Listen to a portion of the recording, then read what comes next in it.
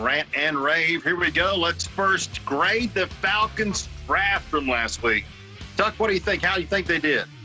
It's so hard to grade, as you know, because you never know how things are going to turn out. But I guess if I have to give them a letter grade, I'll say a B. I don't want to give them a perfect grade or a failing grade, but B's all right. I like the first pick of Terrell. They didn't need to be a defensive back. We talked about that last week. I thought they should go in a different direction, but it was a need. Of course, I love the Marlon Davidson pick. Don't know about the punter pick with the last one, but, you know, punters are more important than we give them credit for. They changed the field, so we'll see how that works out for them. Well, they addressed 6 needs with their 6 picks. All of those players will fill into a spot that they had a need at. It's not usually good to draft need players, but they pretty much had no choice because the depth is so bad because of bad draft picks. Look, I think the Davidson pick's the one that stands out. Terrell's okay. Nothing special. I don't think he's the 16th best player in the draft, but I think he's okay. Center is what they need for the future, but I don't know how much that's going to help them this year. But still, 4th round picks I did not like at all. I would go with a C+, maybe just a regular C. Those 4th round picks kind of got a buzz because some people, Tucker, didn't even have them listed in their top 250 players, so that's not very good at all. So anyway, we'll see. Our second question has to do with one of the draft picks. Is Tuck said his favorite, and really my favorite too, Tuck, and that is Marlon Davidson. Can he be a significant player for this team?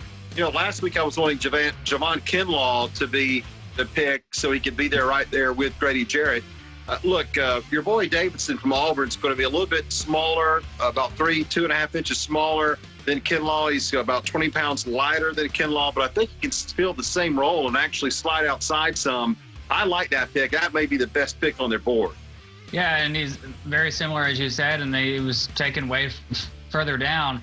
The reason I like Marlon Davidson is because, of course, Derek Brown got all the love on Auburn's defense, but I like Marlon. He may not have as much talent, but he has more heart, and he never takes a play off, plays hard. You know, he's a dog. That sound clip of him saying that he likes to destroy the other man, and I'm paraphrasing, but something like that without getting in trouble. I love most about the game is that I can literally go out there and hit a man consistently and pound him, and the police not come. I ain't on no headlines and handcuffs, no mug shots, no nothing.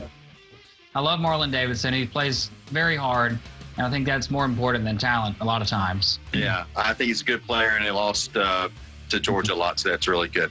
All right, now that we're getting ready to see college football players and college athletes be paid, which college player would you pay? And you're an Auburn fan, so I got to be very careful with this question here. I don't want the NCAA to be listening to you and get your team in trouble. But which college team would you pay to promote your business? What do you think? Well, Jake Fromm is, of course, perfect with a State Farm, but I like looking at next year's college players. If I'm Geico, I'm looking at, or Aflac, not Geico. If I'm Geico, represent for Macon. But if I'm Aflac, I'm going for Jalen Waddle. I mean, come on. It's obvious. He can waddle out there with the duck. I like that. I think I would probably buy Sport Clips and get Trevor Lawrence to cut his hair. Yes, that's my second pick. I mean, I know that may be a little sensitive with you with Sport Clips, you know, where it's going to be a guy with the hair and everything. But, I mean, think about it. He could cut those locks off and people would flock to Sport Clips. So that might be it. But they're getting ready to get paid, Tucker, and not what they're usually paid from Auburn. So y'all better be careful now. I know. You're right. More than 100,000. That's right. Rodney Garner, they better watch him. All right, finally, yes or no, will a fan attend any sporting event in 2020? What do you think? It's tough. If fans are given the option, absolutely, because there are people out there right now who say, I'll go right now and watch a game. But that's the question. Will it be an option for fans? Even for NASCAR, is supposed to start up next month. I know they're having, I think, a 6-race schedule with no fans, and that's kind of weird being NASCAR, but it's going to be even weirder because there's a lot more noise in a NASCAR race. It'd be really weird for the other sports to not have fans, but it may just be the reality we have. I think if given the choice, though, yeah, people will go. I think people will go. I think they won't be allowed to, though. I think when it comes to football, basketball, and baseball, the team sports, I don't think we're going to see a game in 2020. I don't think we're going to be able to go. We'll see. By the way, tell Cecilia it's thundering. That's Rant and Rave for this week.